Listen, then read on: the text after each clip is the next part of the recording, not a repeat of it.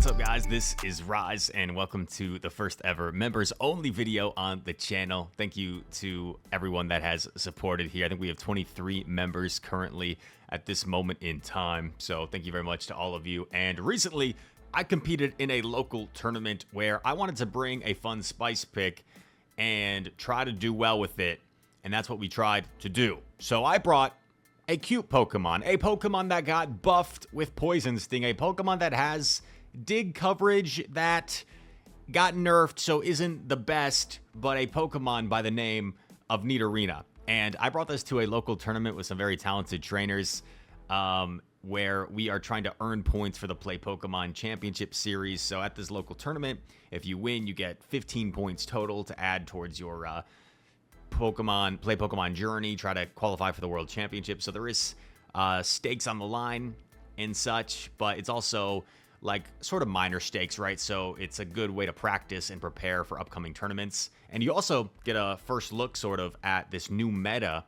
for the Open Great League and the Play Pokemon circuit. So without further ado, let's get into it. Shoot, I'm forgetting which tab I used. Yep, there it is.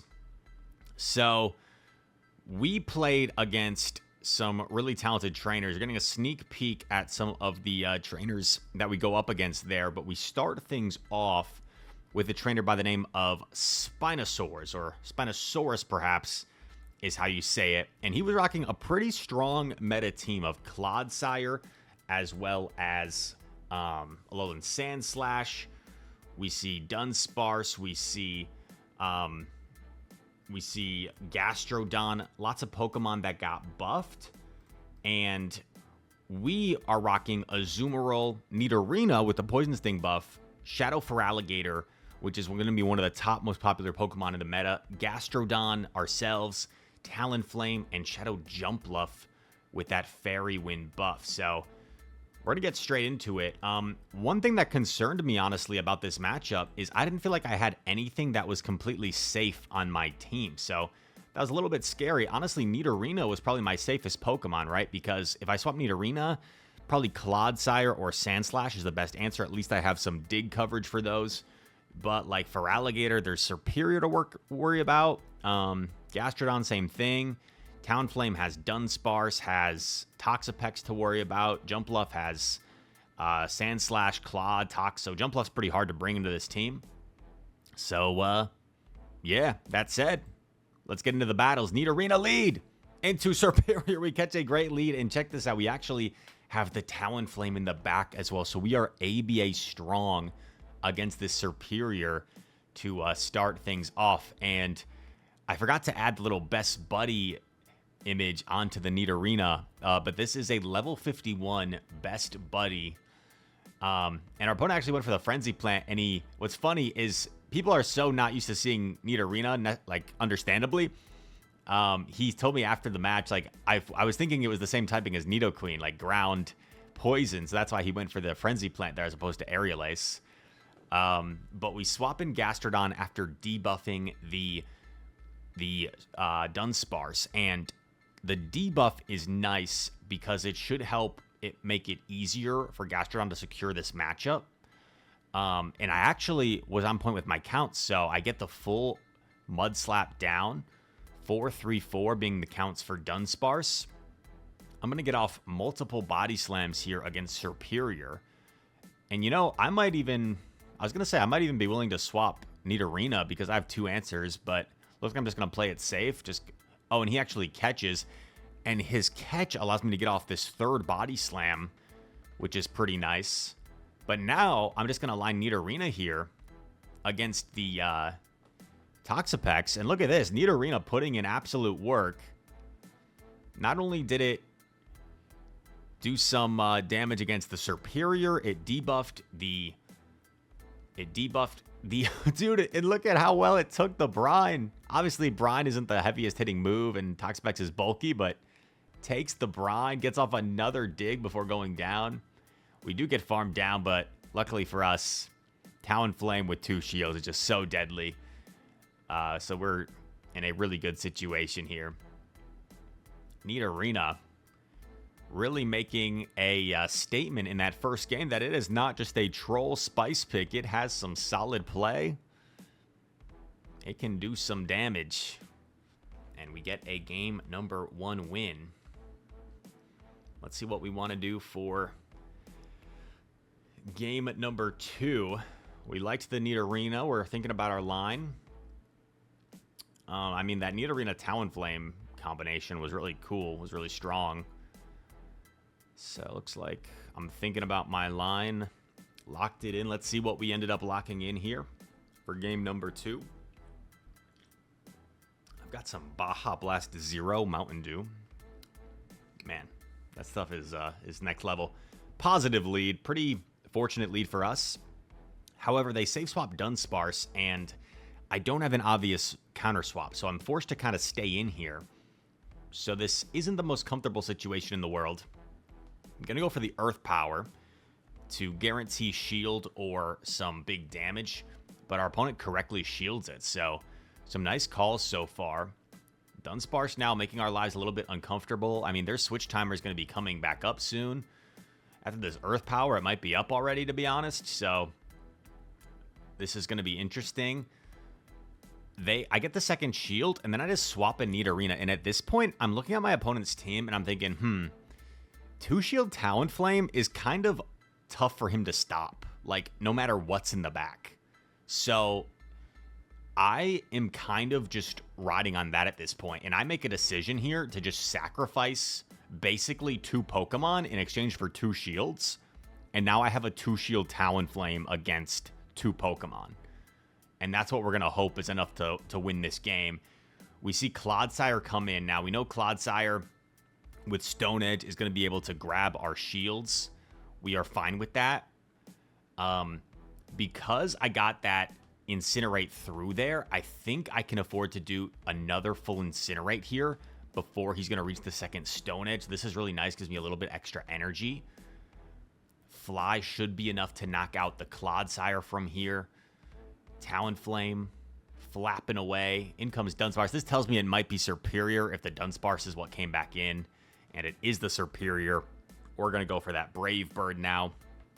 Brave Bird, bang, knocks out Serp, and lifts us a round 1 win. So this sets us up in round number 2 against an incredible player, Bopper. And GG's to Spinosaurus, by the way. His first ever local, so, like, credit to him. I thought he played very solid for his first ever local. Oops. Yeah, and this sets us up in round number 2 against Bopper, who I've played many times at locals. Bopper, out of all of the Texas locals that play against each other, so myself, Nighttime Clasher, Dunebug, Arrow, Pokemango, among others, Bopper was the one that went the furthest out of all of us at Worlds just a month ago in Hawaii. I got top 32. Bopper, I believe, got top 24, so went a round or 2 further than me, and just really good player. So here we go. He's running a similar team to the last team we saw, right? Pretty similar. And we lead Nidorina into Dunsparce. And, you know, I wasn't fully aware of, like, how this matchup goes, but I figured I can probably live a drill run, and I bet my spammy poison fangs will add up over time. So he elects to just go for the drill run immediately. Probably thought if he did like a rollout, it'd be more likely I can make a catch. So kind of makes sense.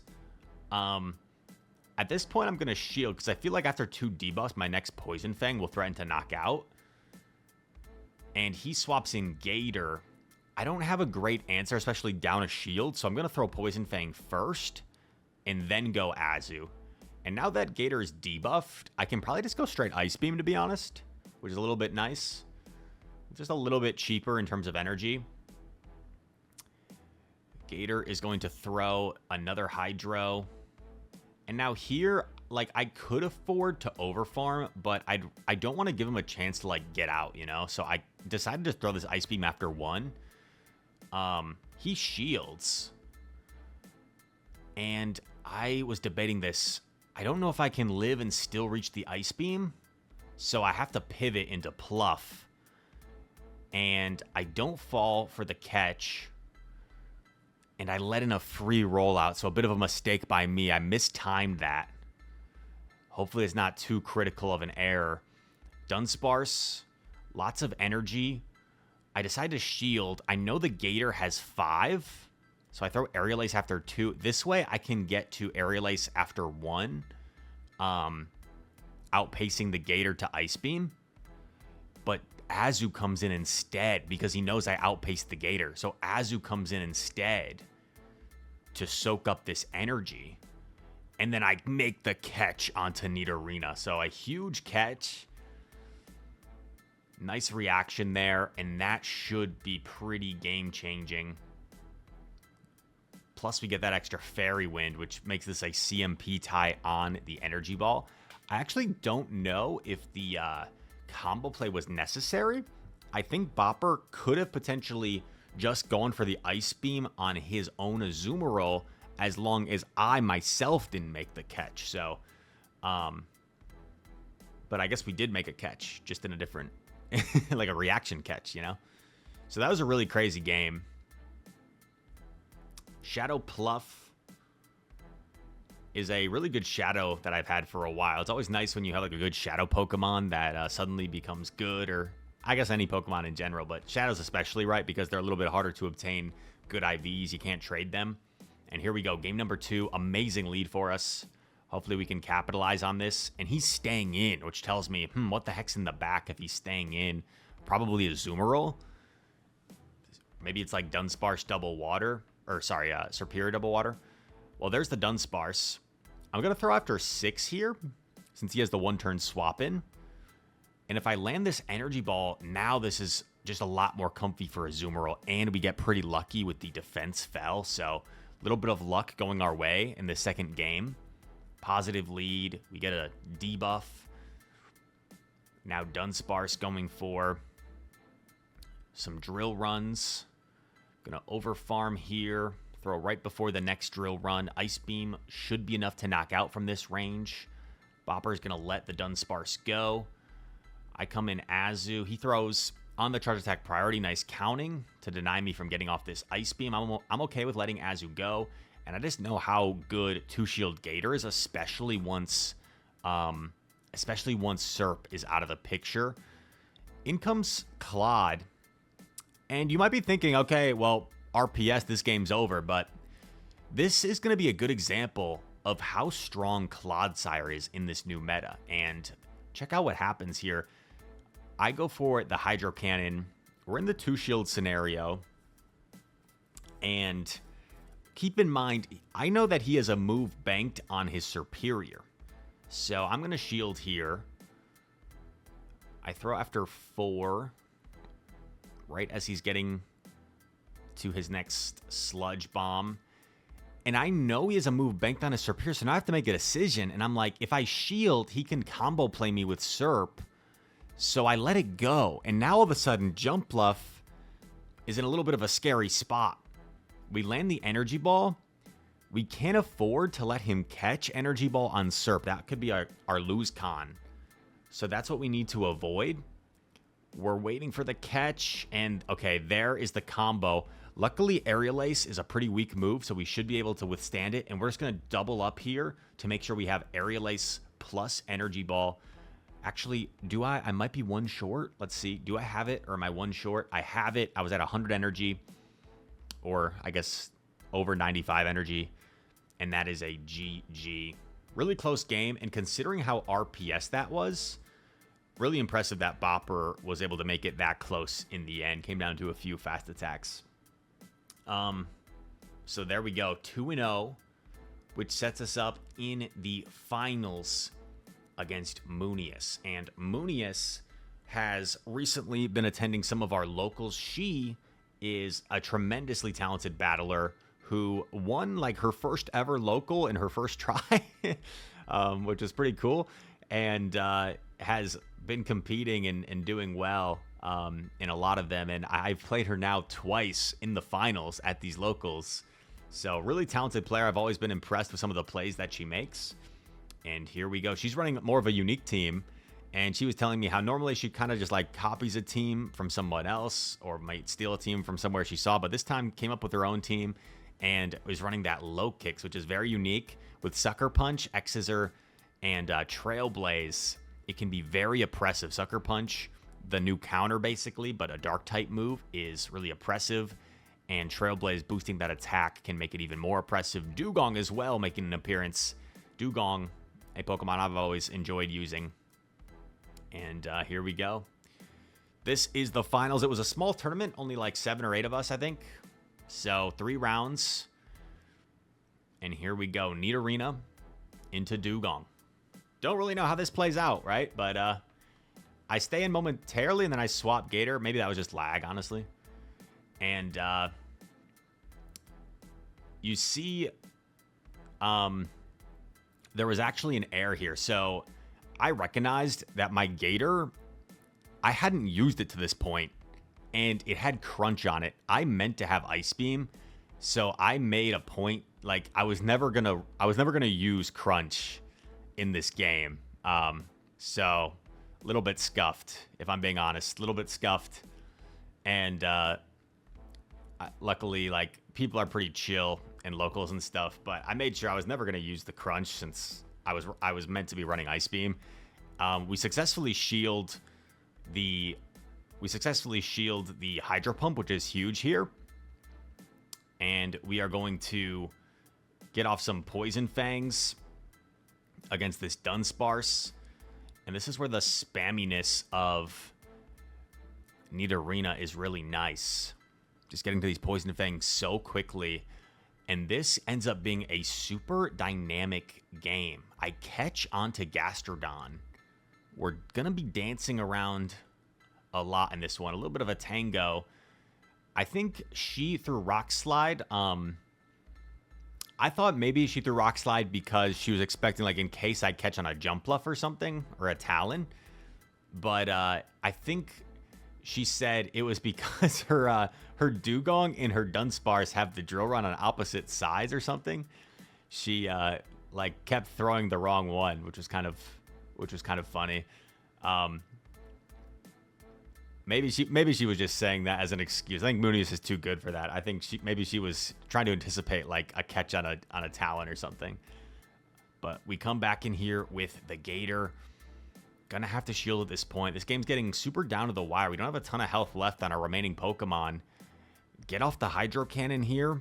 Remember, I have some energy as well on the Nidorina. And we get off this Hydro Cannon before going down.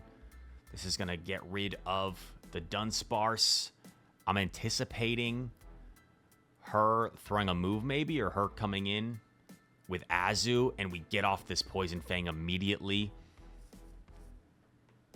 Knocks out Azumarill, and then 1 Poison Sting is all it takes to knock out the Dugong. So we take a 1-game win. These are all best 2 out of 3s, and we are 1 game away from taking the series against Munus and taking the championship. Here we go, game 2, Azumarill into Low-Kicks. Okay, positive lead, but remember, Low-Kicks does have Trailblaze, so in my head, I thought this was an amazing lead, but as you're going to see, it's like not as comfortable as you think.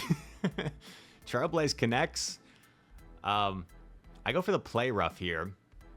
Would have been a potential good bait opportunity, since I feel like Low-Kicks is almost always going to shield there, so perhaps going for Play Rough was a little bit misguided. Moni is going to go for another attack here. I'm going to shield it up, and Munus always very clever, trying to go for these catches, so I'm aware of that. I go for the Poison Fang here. Nidorina in a solid matchup against this Azumarill. Now, she's already thrown the Hydro Pump before, so I was a little bit worried about the potential Hydro Pump here, but what I didn't want to happen is I didn't want to go down my last shield and then suddenly leave shields down when I know that Low-Kicks has access to Trailblaze, so I let it go. It ends up being Ice Beam, which is good for me. And then check out this play for Munus. Snipes me with the Sucker Punch, and I lose the Poison Fang because of that. What a play. We go for Ice Beam here. Now, all of a sudden, this Low-Kicks is looking like an absolute menace. I kind of lost track. I didn't know if it had 2 moves here or not. So I let it go. Perhaps I should have shielded there. And now I'm forced to call this, I guess. That did so much damage. Did so much damage. In comes Dugong. So, I don't know. Maybe if I had shielded Azumarill and instantly Ice Beamed, I still would have had play. But just outplayed by Munus in that game number 2. And that sets up a decisive game number 3. Here we go. Gastro into Azumarill. Only used the Feraligatr in that one game this entire tournament. And I think I felt in my head, like, because I had the wrong move secretly on the Feraligatr, I didn't want to use it again. I didn't want to have any controversy. So we only ever used the Hydro Cannon, and we had the wrong move on it. So, like, I didn't want to bring it again because I felt like that would be weird. Anyway, Gastro against this Azumarill here. I settle for the Body Slam and chip the Azu.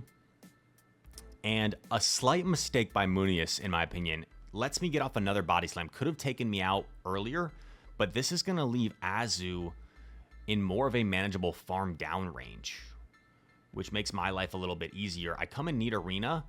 She swaps low kicks, and this sets up the Talon, which I don't believe I had brought in the earlier game. So Talon finally making an appearance and in a good position, can withstand every move that low kicks can throw at it and gets the full farm down. Now we've got tons of energy. I'm expecting Azu to come back, and we have the double fly. This is really good for Talon. Azu either has to go down or expend both shields. And look at this. Talon's about to pull both shields from Azumarill. And this is going to be setting up. Oh, they let it go. Oh, right. That was already the second shield. And this is setting up a 2-shield Nidorina. And although even shields, this would be favorable for Dugong with that drill run access. With a 2-shield advantage, this is where Nidorina shines. I'm not taking any chances. I don't care if I get Icy Wind baited. I am just going to be shielding everything at this point. And Nidorina, Poison Sting, Poison Fang, spam. Kind of the spice pick of this team, the face of this team. Trying to close things out here. I think it was smart by Munus going for the drill runs as like a potential win con, because I don't think Icy Winds would have mattered, because probably would have got outpaced anyway. And Nidorina able to take the championship there. So, well played by all the opponents. And Nidorina, I don't know if it's going to be an actual legitimate pick as a staple in this meta, but I think it's certainly worth considering if you have one. It's one of the few like niche XL picks that I have that like a lot of other people don't have. I feel like normally it's the other way around, because I'm not, as a lot of you guys know, I'm not the biggest grinder in the world. I've got like 82,000 catches. There's some people with hundreds of thousands, even millions of catches. So yeah, but Nidorina is an XL that I do have for the Great League, and it was definitely fun. If you're wondering why not Thunderbolt over Dig, Thunderbolt you just get completely walled by Clodsire, which seems like a devastating situation to be in. Although Thunderbolt could come in handy in certain situations for like super effective damage, especially against Mandibuzz. That matchup, it's pretty critical. I used to have it. It is a purified Nidorina, so Return would have actually been really nice. Think about that. Like Return, now that there's minimal steel types in the meta, honestly would have been really nice. But at the previous moment in time, Dig was the way to go. So we went with Dig, and it certainly was better last season. You never know what the updates are going to bring. So a little bit unfortunate that we don't have Return on it anymore and we can't get it back. But that Return Nidorina might have been a nasty pick if we that would have been really fun, especially to showcase at a regional. You know, that'd be pretty spicy. I'm sure the casters would love it as well. So all that said, I hope you guys enjoyed this video. If you did, make sure to leave a like, subscribe. Well, this is members only, so you guys are already subscribed. What am I talking about? But I think this video at a later date will eventually go live to the public masses. So thanks for watching.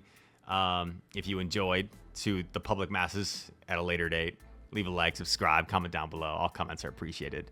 And all that said, thanks for watching. I hope to see you in the next one. Peace.